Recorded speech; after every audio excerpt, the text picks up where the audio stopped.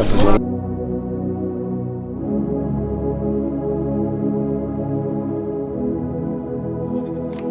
ਅੱਛਾ ਇਹ ਕਿੰਨਾ ਫੁੱਲ ਆਈ ਇਹ ਤਾਲਾ ਅੱਛਾ ਹੈ ਇਹ ਫੁੱਲ ਭਰਾਣਾ ਹੈ। ਵਾਹ ਜੀ ਵਾਹ ਤੇ ਚਾਲੇ ਲਾਈਏ ਨੇ ਚਾਬੀਆਂ ਵਾਲੇ।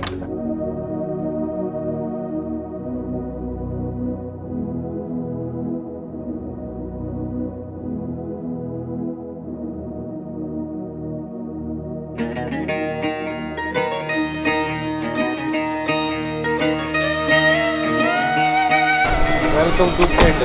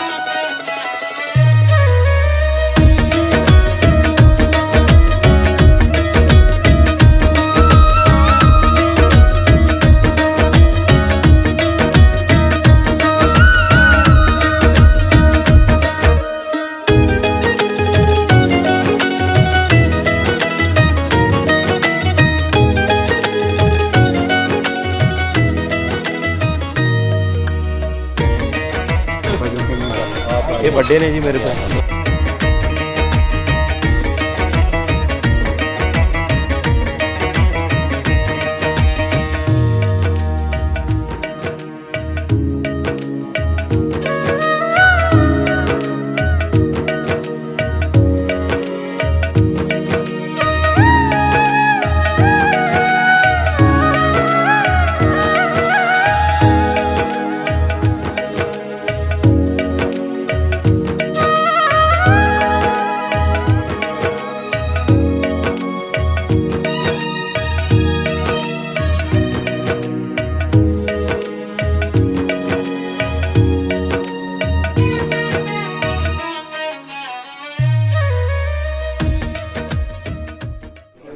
ਅੱਛਾ ਬਜ਼ੁਰਗ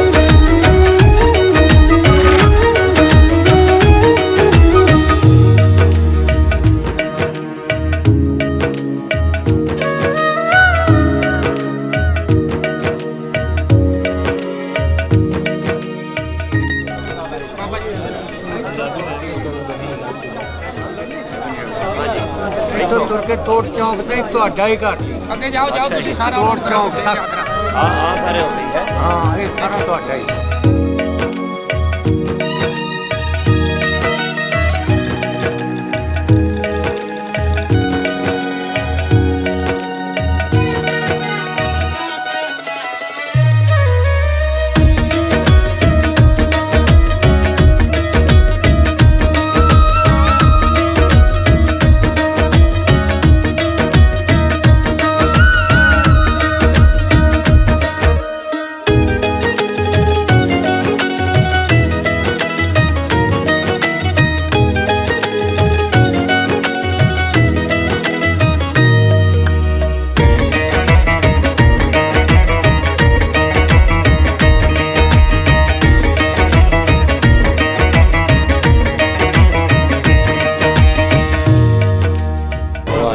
ਆ ਗਲੀ ਵਿੱਚ ਹੁੰਦੀ ਸੀ?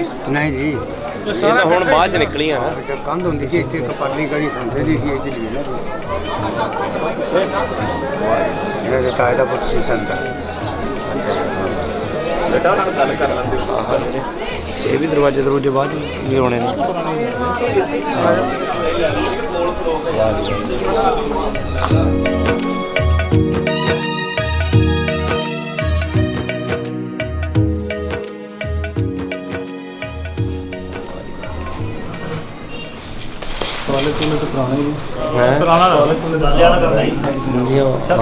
ਛੱਤ ਨਵੀਆਂ ਨੇ ਸਾਰੀਆਂ। ਛੱਤਾਂ ਨਵੀਆਂ ਨੇ, ਦਰਵਾਜ਼ੇ ਪੁਰਾਣੇ ਨੇ।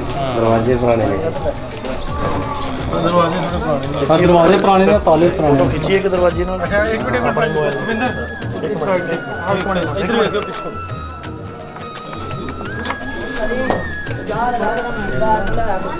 ਸਰ ਇੱਕ ਮਿੰਟ। ਆ ਫੜ ਕੇ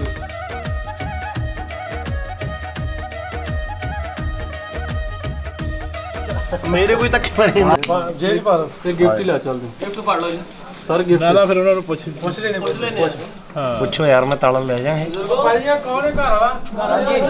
ਕਿਹਦੇ ਕੱਟ ਯਾਰ ਤਾਲਾ ਲੈ ਆਈਏ ਬਾਬਾ ਜੀ। ਤਾਲਾ ਬਜ਼ੁਰਗ ਨੂੰ ਵੀ ਮਿਲਣਾ। ਗਿਫਟ ਦੇ ਸਕਦੇ ਹੋ? ਅੱਛੀ ਗੱਲ। ਸਤਿ ਸ਼੍ਰੀ ਅਕਾਲ। ਵਾਹ ਜੀ। ਤੁਸੀਂ ਰਹਿੰਦੇ ਹੋ ਜੀ ਇੱਥੇ? ਬਾਬਾ ਜੀ ਦੀ ਫੋਟੋ ਕਰਾ ਦਿਓ। ਆ ਜਾਓ ਜੀ। ਆਓ ਉਰੇ। ਇੱਥੇ ਆਓ। ਆਲਾ ਬਾਬਾ ਜੀ ਵੱਲੋਂ ਗਿਫਟ ਦੀ ਫੋਟੋ ਲਵਾਂਗੇ। ਇੱਥੇ ਆਓ ਜੀ। ਇੱਥੇ ਆਓ। ਇੱਥੇ ਆਓ। ਜੀ ਭਾਈ ਪਹਿਲਾਂ ਉਹਦੀ ਬਾਈ ਦੀ ਤੂੰ ਕਰ ਲੈ ਪਹਿਲਾਂ ਫੋਟੋ ਇੱਕ ਮੈਂ ਕਰਨੀ। ਓਕੇ ਤਾਲਾ ਵੀ ਗਿਫਟ ਲਵਾਂ। ਓਕੇ 1 2 3